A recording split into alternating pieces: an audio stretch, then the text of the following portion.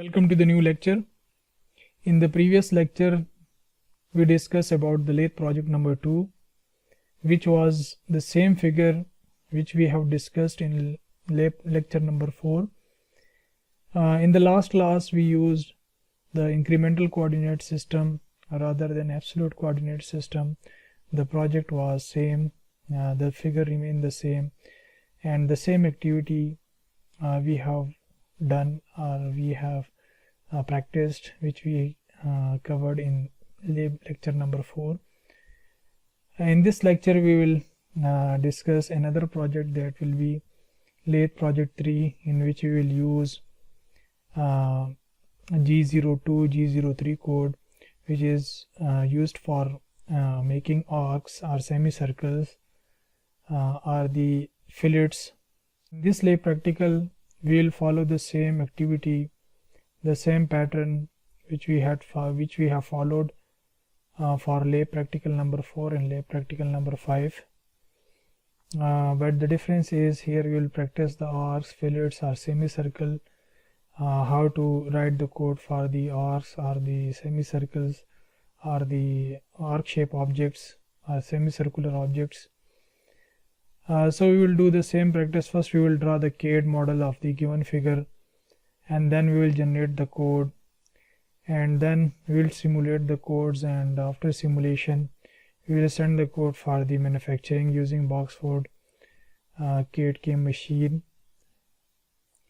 We will also discuss about the part programming and operation sheets, manual part program write-up using G&M codes in programming sheet, comparison between manual part programming using programming sheet and Boxford part program code sheet. Again the same practice. These all activities we already practiced in lab practical number 4 and lab practical number 5. At the end we will compare the manual part program for absolute coordinate system and the incremental coordinate system, that what are the differences between the coding when you write the program in absolute coordinate system rather than incremental coordinate system. So in this lecture we will discuss about the absolute coordinate system, and the incremental coordinate system will be covered in the coming lecture. The title of the lab practical is Real-Time Manufacturing Using Boxford CAD/CAM Machine, and comparison of the software generated and manually drafted G&M codes using programming sheet. But here we will practice G02 and G03 code, which is used for the circular interpolation clockwise and counterclockwise, and we will practice the program in the incremental coordinate system as well as in the absolute coordinate system.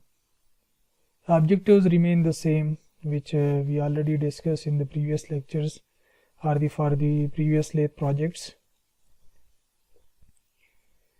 This is the same slide we already discussed in the last 3-4 practicals. The procedure has already been discussed in the previous lathe projects. So we can draw the lathe model, the CAD model of the given figure, and then we can generate the code and simulate it, and then we can send it to the CAM machine. Also we have the option to write the codes in the G&M tape, and then we can simulate the written code for the verification to check whether what are the differences between the manually drafted codes and the software generated codes.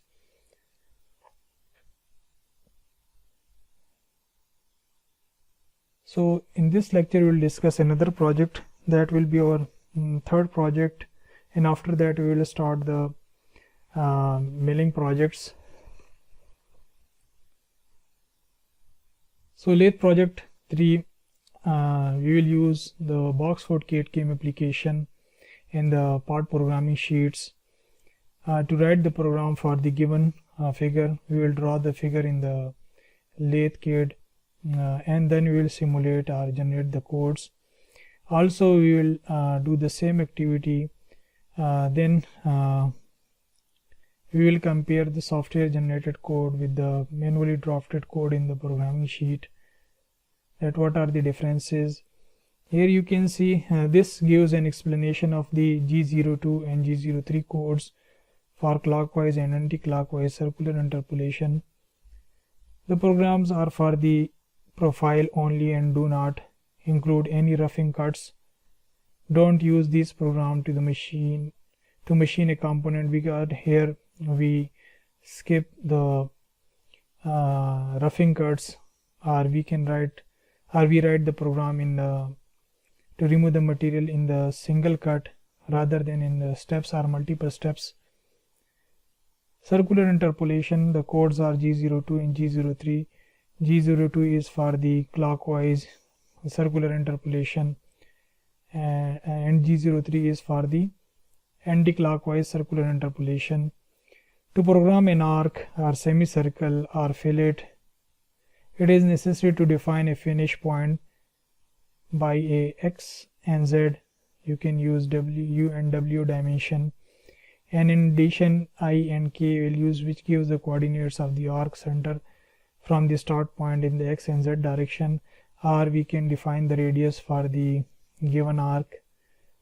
The start and finish point of an arc must be in the same quadrant. A semicircle requires two blocks to be programmed. So the figures are given, the tool park location is also given, or the starting point of the cutting tool is also given with respect to origin.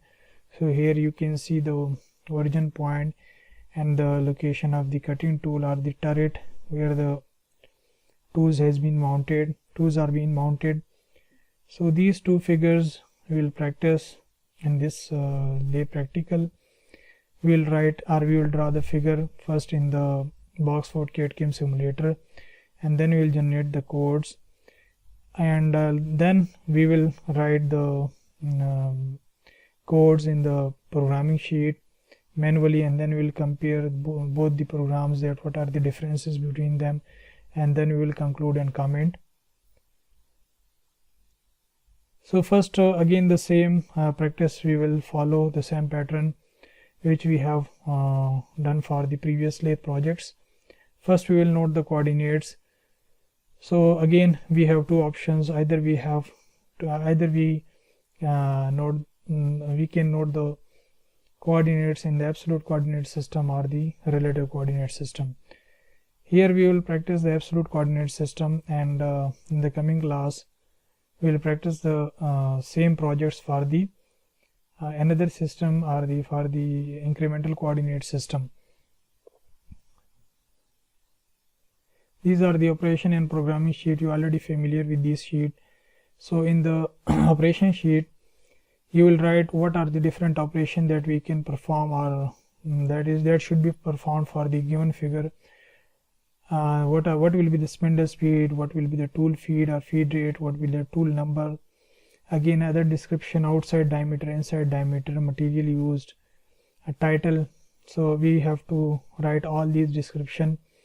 Here you can write the codes with description. You have to comment that what is the meaning of that specific block or that specific NC instruction. Also you have to define the title, the name of the programmer, the material used, and so on. These are the G and M codes. Here you can see U and W code, which is used for the incremental moves in the turning in the X and Z direction. Here we will practice G03 and G02 and G03 codes for the circular interpolation clockwise and counterclockwise. These are the G codes on the left side. On the right side we have M codes. Here you can see the programming sheet, which has been filled by a manually drafted method, in which we fill the sheet by using manual methods or programming sheet, and then we compare this sheet with the software generated coded sheet. Again this is the same practice which we already performed for the previous lathe projects. First we will draw the CAD model, and then we will generate the GNM codes, and then we will simulate and go for the 3D rendering, and at the end we will compare the manual part programming using programming sheet and box4 code generation sheet. So in the coming class we will do the same practice by writing the program in the incremental coordinate system, and then we will compare the absolute coordinate system with the incremental coordinate system. Practice this practice exercise. You can practice it using the same procedure as a homework. This was all about this lecture. In this lecture we will do the same practice which we have performed for the previous lathe projects. Again, incremental coordinate system and absolute coordinate system will be played out in this project. Also we will practice, or we will write the code for the arcs. Especially in this project we are focusing this how to draw or how to write the code or how to machine the arcs, semicircles or fillets for the given figure, and how to write the codes. In the coming class we will practice the same project using incremental coordinate system. Thank you. If you have any question, you can discuss in the comment section, or you can ask me in the physical class.